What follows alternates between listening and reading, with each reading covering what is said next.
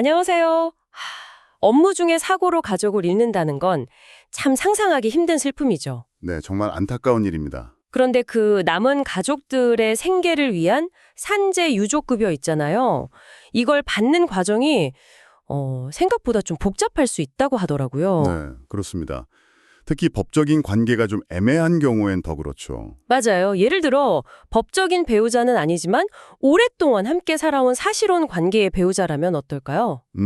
네, 그 경우가 대표적이죠. 또 한국에서 일하다가 돌아가신 외국인 근로자분들, 그 해외에 계신 가족분들은 또 어떻게 되는 건지 궁금한 게 많습니다.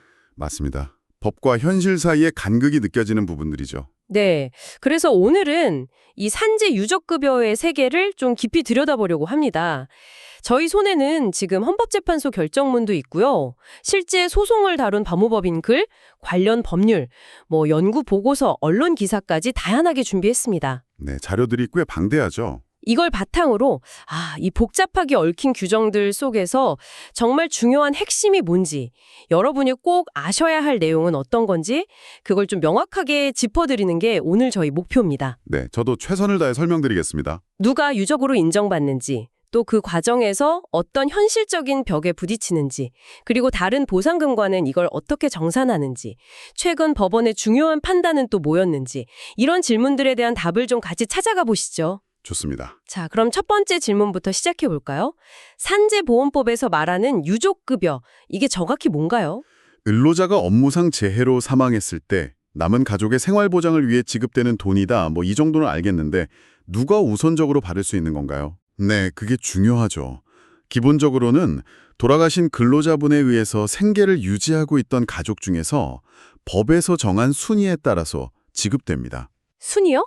네, 법에서는 배우자, 자녀, 부모, 손자녀, 조부모, 형제자매 순으로 수급 자격 순위를 정하고 있어요. 아하, 그럼 보통 배우자가 제일 우선이겠네요. 맞습니다.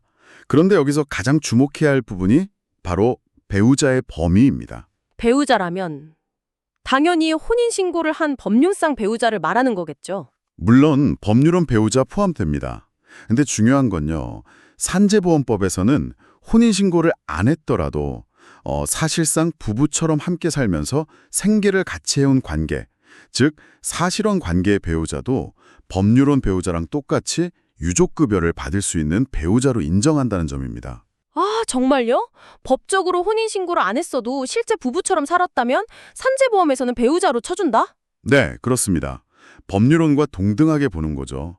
생활보장이라는 취지를 생각하면 당연한 것일 수도 있고요. 와, 이건 몰랐네요. 이게 실제 사례에서도 그렇게 적용이 되나요? 분쟁 같은 건 없고요? 그럼요. 아주 흥미로운 사례가 하나 있습니다. 그 법무법인 지평에서 다룬 사건인데요. 네네.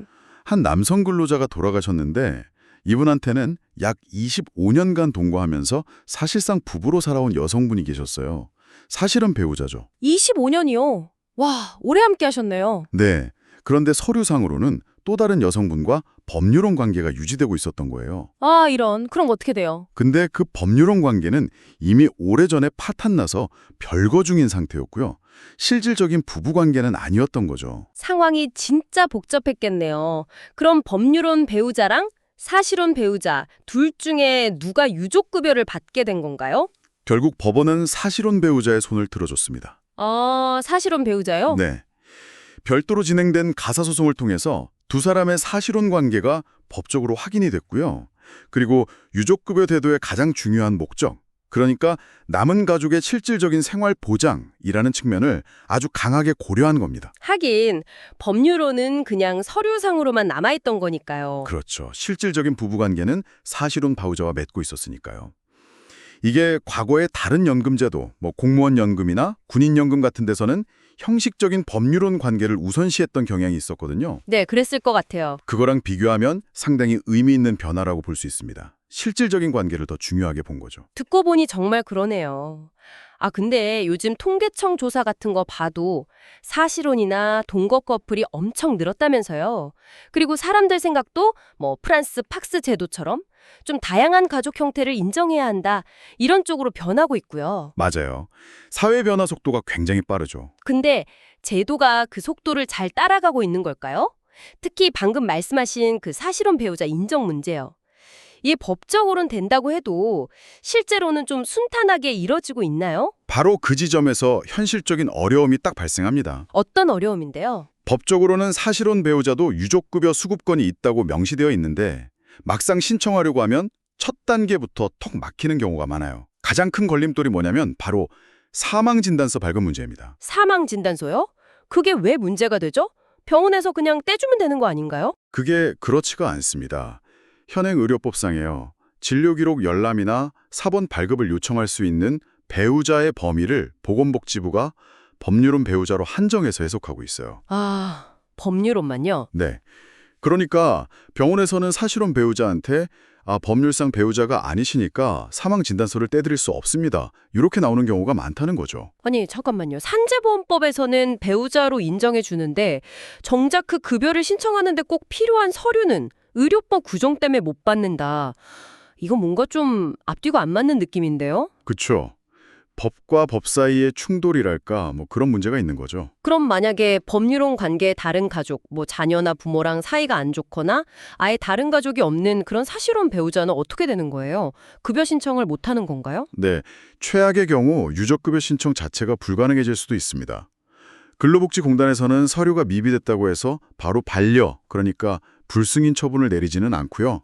처분 유보 상태로 두기는 합니다. 처분 유보요? 그럼 기다려준다는 건가요? 뭐 그런 셈인데 이게 오히려 소송 같은 걸 통해서 서류를 확보하려는 사실혼 배우자의 노력을 더 어렵게 만든다는 비판도 있어요. 왜요? 공단이 의료법상 정보를 요청할 권한이 있거든요. 그런데 이걸 좀 더 적극적으로 사용해서 사실혼 배우자를 도울 수도 있지 않느냐 이런 지적인 거죠. 왜 그렇게 소극적이냐는 비판이 있습니다. 공단 입장에서는 나중에 혹시 모를 법률혼 가족과의 분쟁 가능성 때문에 좀 조심스러울 수도 있겠다는 생각은 드네요. 네, 그런 측면도 있겠죠. 하지만 결국 피해를 보는 건 당장 생계가 막막한 사실혼 배우자일 텐데요. 이거 뭐 근본적인 해결책은 없는 건가요? 그래서 많은 전문가들이 결국 의료법 개정이 필요하다고 지적합니다. 사실혼 배우자도 사망진단서 같은 필수적인 의료 기록에 접근할 수 있도록 법적 근거를 명확히 마련해야 한다. 이런 목소리가 높아요. 하긴 법으로 권리를 인정해놓고 절차 때문에 막는 건 좀 불합리하죠. 맞습니다. 법과 현실의 간극을 메우기 위한 제도 개선이 정말 시급해 보입니다. 네, 그렇군요. 자, 이번에는 유족의 범위를 또 다른 각도에서 좀 확장한 사례를 살펴보죠. 헌법재판소 결정인데요. 이게 한국 건설 현장에서 일하다 사망한 베트남 국적 근로자 이야기라고요. 네, 맞습니다. 2020 헌바 471 결정인데요. 베트남에 살고 있던 배우자가 건설 근로자 퇴직공제금을 신청했어요. 퇴직공제금이요? 산재급여 말고요. 네, 이건 별도의 제도입니다. 건설 근로자를 위한 일종의 퇴직금 같은 거죠. 근데 이 신청이 거절당했습니다. 이유가 외국에 사는 외국인 유족이라는 거였죠. 아니, 외국 산다고 외국인이라고 안 준다고요? 그게 말이 되나요? 당시 법 조항이 그랬습니다. 그래서 헌법 소원을 낸 건데요. 헌법재판소는 해당 법 조항이 위헌이라고 결정했습니다. 위헌. 그럼 받을 수 있게 된 거네요. 그렇죠. 외국에 거주하는 외국 국적 유족이라는 이유만으로 퇴직공제금을 주지 않는 것은 평등 원칙에 어긋난다 이런 판단이었습니다. 오, 위헌 결정의 구체적인 근거가 좀 궁금하네요. 왜 그렇게 판단했을까요? 몇 가지 중요한 이유가 있었습니다. 첫째, 이 퇴직공제금은요. 사업주들이 낸 돈으로 주는 거지 국가 세금이 들어가는 게 아니라는 점. 재원 부담 주체가 다르다는 거죠. 아, 나라 돈이 아니니까 외국인한테 준다고 문제될 게 없다. 네, 그런 분류들 있고요. 둘째, 외국 사는 유족이라도 본국의 공적 서류, 뭐 가족관계 증명서 같은 걸로 충분히 가족관계를 증명할 수 있다는 점, 굳이 못 믿을 이유가 없다는 거죠. 하긴 요즘 세상에 서류 확인이 그렇게 어렵겠어요. 그리고 셋째, 이게 중요한데요. 과거의 산재보험에서 외국 거주 유족한테 연금 지급을 제한했던 적이 있거든요. 네. 그 이유는 외국에 계속 살면서 연금 받을 자격이 있는지 확인하기가 현실적으로 좀 어렵다는 문제 때문이었어요. 그런데 이 퇴직공제금은 한 번에 지급하는 일시금이란 말이죠. 아, 연금이랑은 성격이 다르네요. 그렇죠. 성격이 다른데 같은 이유를 적용하는 건 불합리하다 이렇게 본 겁니다.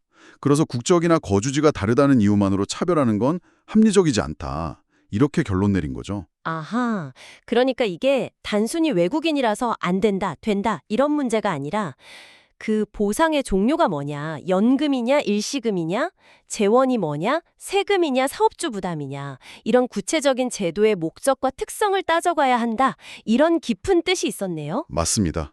아주 정확히 짚으셨습니다. 이런 비슷한 맥락에서 최근에 공무원 관련 법도 좀 바뀌었다고요.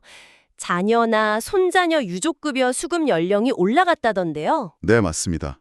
공무상 재해로 숨진 공무원의 자녀나 손자녀가 유족급여를 받을 수 있는 나이 상한이 원래 만 19세 미만이었는데 만 24세까지로 올라갔습니다. 꽤 많이 늘었네요. 왜죠? 아무래도 요즘 대학 졸업하고 뭐하고 하면 사회 진출 연령이 점점 늦어지잖아요. 그런 현실을 반영해서 부모에게 의존하는 기간이 길어졌으니 부양의 필요성도 더 넓게 인정해야 한다, 이런 취지입니다. 하긴 20살 넘어도 부모님 도움이 필요한 경우가 많으니까요. 그렇죠. 이처럼 사회 변화에 맞춰서 유족 인정 기준도 조금씩 움직이고 있는 겁니다. 그렇군요. 자, 이제 정말 중요하고 어쩌면 가장 복잡할 수 있는 문제로 한번 넘어가 보겠습니다. 네, 어떤 거죠? 산재로 유족급여를 받은 가족이요. 그것과는 별개로 화사나 사고를 일으킨 제3자에게 민사소송으로 손해배상을 청구하는 경우입니다. 아, 네, 그 문제요. 이때 이미 받은 유족급여는 어떻게 처리될까요?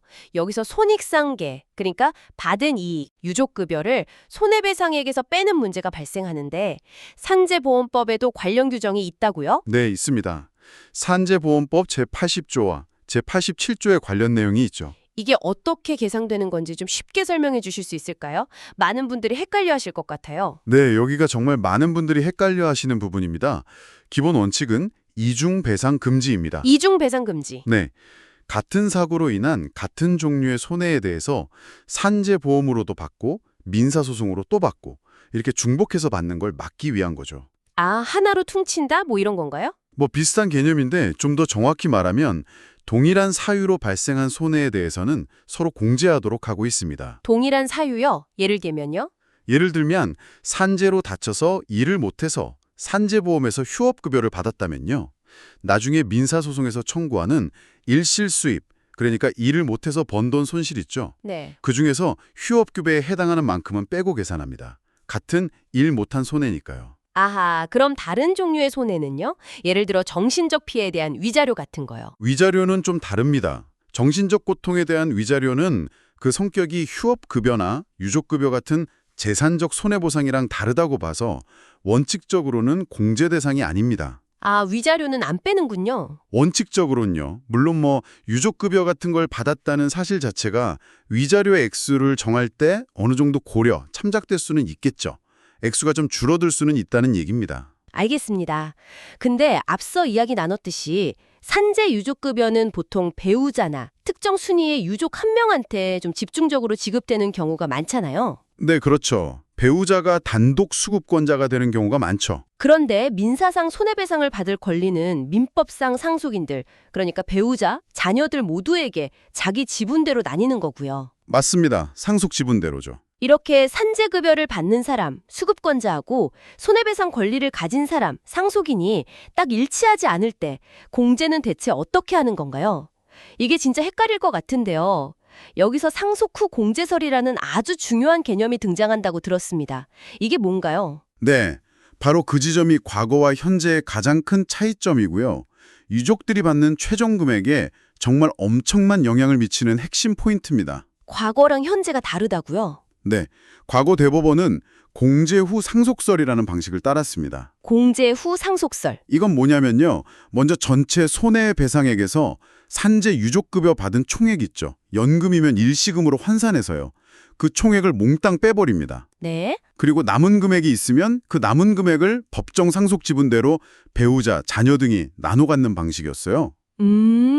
그러니까 전체 파이에서 유족급여만큼 덜어내고 남은 작은 조각만 상속인들이 나눠 갖는 방식이었군요. 그렇죠. 이해하기 쉽게 말하면 그렇습니다. 그럼 지금은 어떻게 달라졌다는 거죠? 그 상속 후 공제설은 뭔가요? 2009년에 대법원 전원합의체 판결이 있었는데요. 2008-13104. 이걸 통해서 상속 후 공제설이라는 새로운 기준으로 완전히 바뀌었습니다. 2009년에요? 네. 계산 순서가 정반대라고 생각하시면 이해하기 쉬울 겁니다. 정반대요? 네. 이 방식은 첫째, 전체 손해배상액을 먼저 각 상속인의 법정 상속 지분대로 나눕니다. 예를 들어 배우자가 1.5, 자녀가 각각 1이라면 그 비율대로요. 네. 그래서 각 상속인이 원래 받아야 할 손해배상 채권액이 얼마인지 먼저 딱 확정하는 거죠. 각자 몫을 먼저 정한다? 그렇죠. 둘째, 그 다음에 실제로 산재 유족급여를 받은 사람, 예를 들어 배우자라고 하면 그 배우자의 상속분 안에서만 그 사람이 받은 유족급여액을 공제합니다. 아, 그 사람 몫에서만요? 네, 이게 핵심입니다. 중요한 건 유족급여를 받지 않은 다른 상속인들, 예를 들어 자녀들의 몫은 전혀 건드리지 않는다는 겁니다. 설명을 들어도 약간 헷갈리는데요.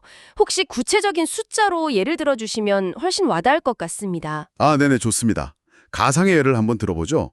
근로자가 사망해서 민사상 손해배상 총액이 3억 원으로 산정되었다고 합시다. 네, 3억 원. 그리고 배우자가 혼자 산재 유족급여로 일시금으로 환산해서 2억 원을 받았다고 가정해 볼게요. 네, 유족급여 2억. 상속인으로는 배우자와 성인 자녀 2명이 있고 법정 상속 지분은 배우자 1.5, 자녀 각 1, 총 3.5의 비율이라고 합시다. 네, 배우자 1.5, 자녀 둘 각각 1. 자, 과거 방식 공제 후 상속설대로라면 어떻게 될까요? 먼저 전체 손해배상액 3억 원에서 유족급여 2억 원을 통째로 공제합니다. 그럼 1억 원이 남네요. 그렇죠. 1억 원이 남죠. 이 1억 원을 이제 상속 지분 1.511대로 나누는 거예요. 그러면 배우자는 약 4,300만 원, 1억 곱하기 1.5, 3.5. 자녀들은 각각 약 2,850만 원, 1억 곱하기 1, 3.5씩 받게 됩니다. 아, 그래서 가족 전체가 회사 등으로부터 받는 손해배상금 총액은 딱 1억 원이 되는 겁니다. 그렇군요. 1억 원. 하지만 현재 방식, 상속 후 공제설은 완전히 다릅니다. 어떻게 다른가요? 먼저 전체 손해배상액 3억 원을 상속 지분으로 나눕니다. 공제하기 전에요. 네. 그럼 배우자 몫은 원래 3억 곱하기 1.5, 3.5는 약 1억 2,850만 원 정도가 되고요. 자녀들 몫은 각각 3억 곱하기 1, 3.5는 약 8,570만 원 정도가 됩니다. 이게 각자 받아야 할 원래 손해배상 권리죠. 네, 각자의 원래 몫이네요. 그 다음 배우자가 받은 유족급여 2억 원은 오직 배우자의 몫인 약 1억 2,850만 원 한도 내에서만 공제합니다. 아, 자기 목 안에서만. 네, 그럼 배우자 몫은 어떻게 될까요? 1억 2,850만 원에서 2억 원을 빼야 하는데 받은 급여가 더 많으니까 그냥 0원이 되겠죠. 그렇죠. 영원이며. 하지만 중요한 건 이겁니다. 자녀들은 유족급여를 받았나요? 안 받았나요? 안 받았죠. 배우자 혼자 받았다고 했으니까. 그렇죠. 그러니까 자녀들은 자신들의 몫인 각 8,570만 원에서 공제될 게 전혀 없는 겁니다. 그래서 각자 8,570만 원을 그대로 받을 수 있습니다. 와, 그럼 배우자는 0원? 자녀는 각각 8,570만 원씩. 그럼 가족 전체가 받는 총액은 0 플러스 8,570 플러스 8,570이니까 약 1억 7,140만 원? 맞습니다. 정확합니다. 와, 잠깐만요. 과거 방식으론 1억 원이었는데 지금 방식으론 1억 7천만 원이 넘네요. 계산 순서 하나 바꿨을 뿐인데 가족이 실제로 받는 돈이 7천만 원 넘게 차이가 나는군요. 네, 그렇습니다. 엄청난 차이죠. 이야, 이건 정말 엄청난 변화인데요. 왜 이렇게 바뀐 건가요?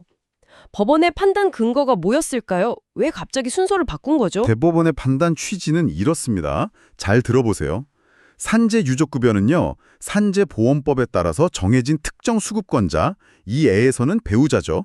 그 배우자에게 주어지는 고유한 권리입니다. 네, 보험법상 권리. 반면에 민사상 손해배상 청구권은 민법상 상속인들, 즉 배우자와 자녀들 모두가 각자의 지분만큼 상속받는 별개의 권리죠. 네, 민법상 권리. 따라서 배우자가 받은 산재보험급여를 그 급여를 받지 않은 자녀들의 상속분에서까지 공제하는 것은 부당하다는 겁니다. 아, 쉽게 말해서 보험급여 받을 권리와 손해배상 받을 권리는 그 권리를 갖는 주체, 이걸 어려운 말로 귀속주체라고 하는데요.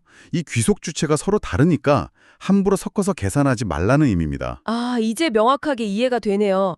보험료는 보험법상 받을 사람에게 속한 거고 손해배상금은 민법상 상속인 각자에게 속한 거니까 특정인이 받은 보험돈 때문에 다른 상속인의 손해배상금이 깎여서는 안 된다. 이런 거군요. 정확합니다. 바로 그겁니다. 와, 상속 후 공제설. 이건 정말 선제사고 유족이라면 반드시 알아야 할 핵심 내용이네요. 돈이 몇 천만 원이 왔다 갔다 하니까요. 그렇습니다. 이 계산 방식 하나로 유족들의 실질적인 보상 수준이 크게 달라지기 때문에 매우 중요합니다. 네. 그리고 이런 보상 체계의 정합성 문제, 그러니까 서로 다른 보상 제도를 어떻게 조화롭게 운영할 거냐 하는 문제는 비단 산재보험만의 이슈는 아닙니다. 아, 그래요? 네, 잠시 덧붙이자면 공무원 재해보상 제도 관련 연구를 봐도 비슷한 고민들이 있어요. 예를 들어 공무원연금법하고 재해보상법의 적용 대상이 조금씩 달라서 생기는 문제라던가 네. 또 일반적인 순직하고 좀 더 위험한 직무 수행 중에 순직한 경우하고 보상 차이가 너무 커서 형평성 논란이 있는 문제도 있고요. 아, 위험 직무 순직이 보상이 더 큰가 보죠? 네, 훨씬 큽니다. 그리고 또 공무원이 받는 다른 급여, 뭐 퇴직급여 같은 거랑 재해보상급여 간에 중복되는 부분을 어떻게 조정할지 명확하지 않은 문제, 이런 것들이 계속 지적되고 있습니다. 그렇군요. 산재보험뿐만 아니라 다른 공적 보상 시스템 전반에 걸쳐서 이런 복잡한 조정 문제들을 풀어야 할 과제가 남아있다, 뭐 이런 말씀이시네요. 네, 맞습니다.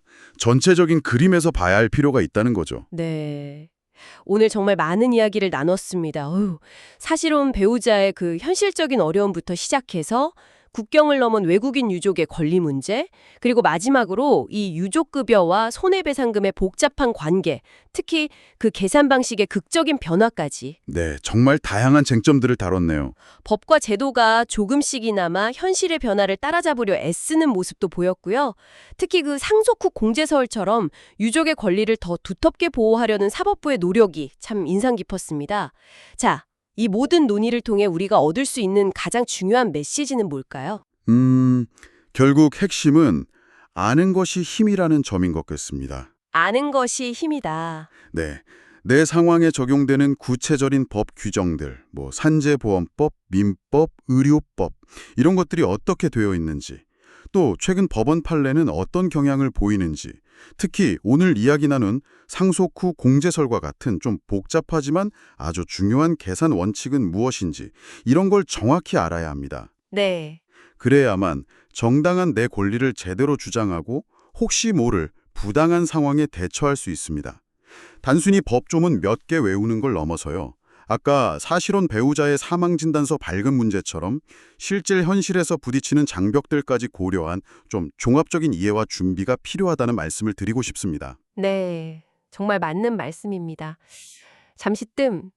오늘 이야기를 마무리하면서 저는 이런 질문을 좀 던져보고 싶습니다. 네, 어떤 질문이시죠? 사실혼이나 뭐 비혼 동거처럼 가족의 모습이 계속 다양해지고 있는 우리 사회잖아요.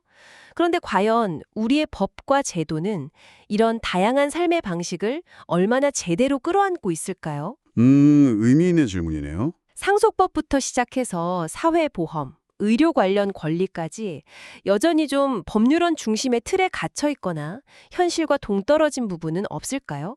모든 형태의 가족 구성원이 차별받지 않고 동등하게 보호받는 사회로 나아가기 위해서 앞으로 우리는 어떤 점들을 더 고민하고 바꿔나가야 할지 한 번쯤 우리 모두 생각해 볼 숙제가 아닐까 싶습니다.